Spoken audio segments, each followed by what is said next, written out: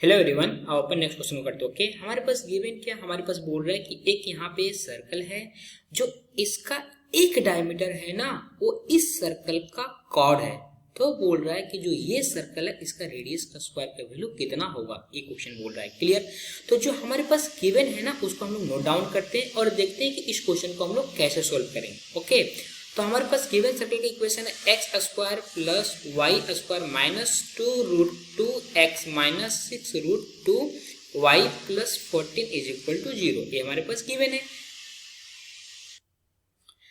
तो यहाँ पे इसका सेंटर कितना बन रहा है, इसका सेंटर बन रहा है हमारे पास, मान लीजिए इसका सेंटर क्या है C1। तो C1 क्या होता है, जो हमारे पास x का कोफिशिएंट होता है ना उसको हम लोग हाफ करते हैं और माइनस से मल्टीप्लाई कर देते हैं। तो ये बन जाएगा इसका सेंटर √2 और 3√2।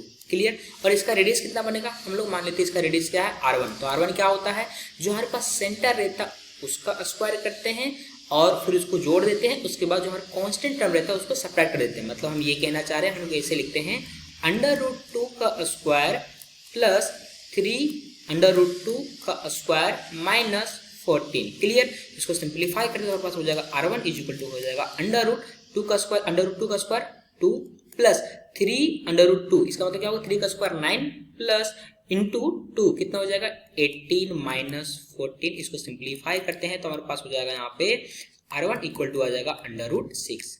क्लियर? चलो, ये हमारा कौन सा सर्कल है, इस सर्कल की बात होगी। हमारे पास जो एक और सर्कल गिवन है उसको लेते हैं। तो हमारे पास एक और सर्कल का इक्वेशन है x माइनस 2√2 का whole square plus y minus √2 का whole square is equal to हमारे पास गिवन है r स्क्वायर। तो ये जो हमारा इक्वेशन है सर्कल का ना, ये हमारा सेंट्रल फॉर्म ऑफ सर्कल का इक्वेशन है। क्लियर? सेंट्रल फॉर्म में गिवन है। तो इसका सेंटर क्या होता है, इसका सेंटर ये और ये वाला टर्म होता है। क्लियर? तो हमारे पास सेंटर मान लीजिए इसका सेंटर क्या है C2। C2 इक्वल टू कितना हो जाएगा 2√2, 2√2।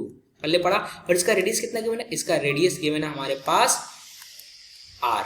पल्ले पड़ा। तो अब उसके बाद जो क्वेश्चन में हमारे पास सिचुएशन गिवन है वो क्या कह रहा है ना, कि जो हमारा ये सर्कल है इसका जो एक डायमीटर है वो ये सर्कल के लिए कॉर्ड है। तो जो कह रहा है उसको हम आपको डायग्राम से समझाने की कोशिश करते हैं। ये बोल रहा भाई साहब कि मान लो आपके पास एक ऐसा सर्कल है।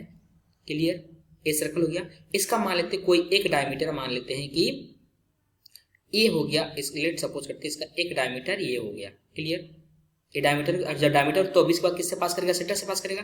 तो ये जो ये डायमीटर है ना, जो एक और सर्कल बनेगा इसके लिए क्या है, कॉर्ड है। पहले पढ़ा, इसके लिए होगा हो जाएगा ये कॉर्ड हो जाएगा।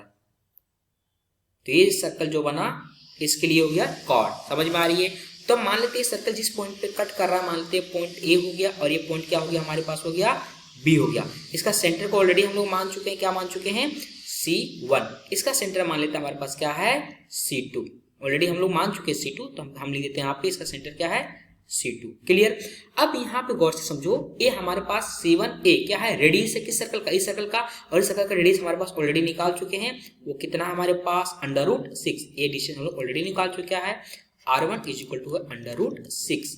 और हमारे पास C1 का कोऑर्डिनेट क्या है, हमारे पास C1 का कोऑर्डिनेट है √2, 3√2। और इसका कोऑर्डिनेट क्या हम लोग निकाल चुके हैं, इसका कोऑर्डिनेट है 2√2, 2√2। क्लियर? अब हम लोग क्या करते हैं, C1 और C2 का डिस्टेंस निकालते हैं। कैसे निकालेंगे, C1 और C2 का डिस्टेंस निकालने से पहले हम लोग क्या करते हैं, डिस्टेंस फार्मूला का यूज करते हैं। तो C1 और C2 का डिस्टेंस निकालेंगे, डिस्टेंस फार्मूला, तो हमारे पास हो जाएगा 2√2 माइनस √2 का होल स्क्वायर प्लस ये हो जाएगा हमारे पास फर्दर 2√2 माइनस 3√2 का होल स्क्वायर। इसको सिंप्लीफाई करेंगे तो हमारे पास आ जाएगा C1 C2 is equal to आ जाएगा √2 प्लस 2। तो हमारे पास हो जाएगा यहाँ पे C1 C2 is equal to 2 आ गया। पहले पढ़ा, हमारे पास C1 C2 का वैल्यू आ गया। क्लियर? अब लोग डायग्राम में आते हैं। अब हम लोग क्या करते हैं, इस पॉइंट को इससे ज्वाइन कर देते हैं। पहले पढ़ा, इस पॉइंट को हम लोग क्या कर दिए, इसे ज्वाइन कर दिए और इसको फिर फर्दर हम लोग इससे ज्वाइन कर दिए। यही क्या हमारे पास ये रेडियस हमारा। क्लियर? चलो, आप यहाँ पे गौर से समझो, एक कॉन्सेप्ट जो आप लोअर क्लासेस में पढ़े हो वो हम आपको याद दिला देते हैं। कॉन्सेप्ट क्या है, कॉन्सेप्ट ये पढ़े होगे आप कि मान लेते हैं कि यहाँ पे क्या है, एक कॉन्सेप्ट है। मान लो कि आपके पास एक सर्कल है ऐसे करके, जस्ट सेकेंड, मान लो आपके पास ये सर्कल है। क्लियर? और ये मान लो सर्कल का सेंटर है। एक सर्कल का सेंटर है और यहाँ पे कोई एक हम क्या किए, कॉर्ड को ड्रॉ कर दिए, कॉर्ड ड्रॉ किए, क्लियर।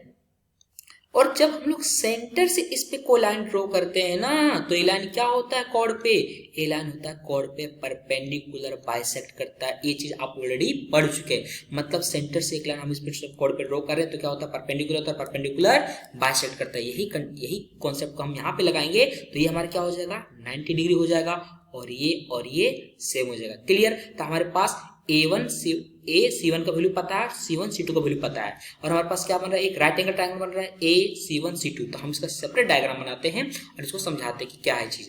तो एक सेपरेट डायग्राम बनाते हैं, मान लेते हैं ऐसे है और ऐसे है, क्लियर।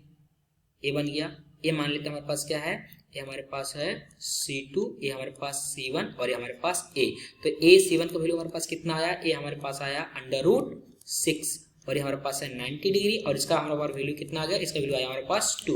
हम लोग को निकालना क्या वैल्यू है, AC2 equal to what, AC2 equal to क्या, R is equal to what, इसकी वैल्यू निकालना है। तो हम लोग क्या लगाएंगे, पाइथागोरस लगाएंगे तो हमारे पास क्या हो जाएगा, AC2 का square equal to R square, क्योंकि इसके बराबर R है, इज इक्वल टू हमारे पास हो जाएगा AC1 का स्क्वायर प्लस C1 C2 का स्क्वायर। तो हमारे पास क्या हो जाएगा, AC1 का वैल्यू कितना हमारे पास, √6 का स्क्वायर प्लस 2 का स्क्वायर। तो हमारे पास हो जाएगा √6 का स्क्वायर कितना हो जाएगा, 6 प्लस 2 का स्क्वायर कितना हो जाएगा, 4। तो हमारे पास हो जाएगा R square is equal to 10। So this is our final answer, clear.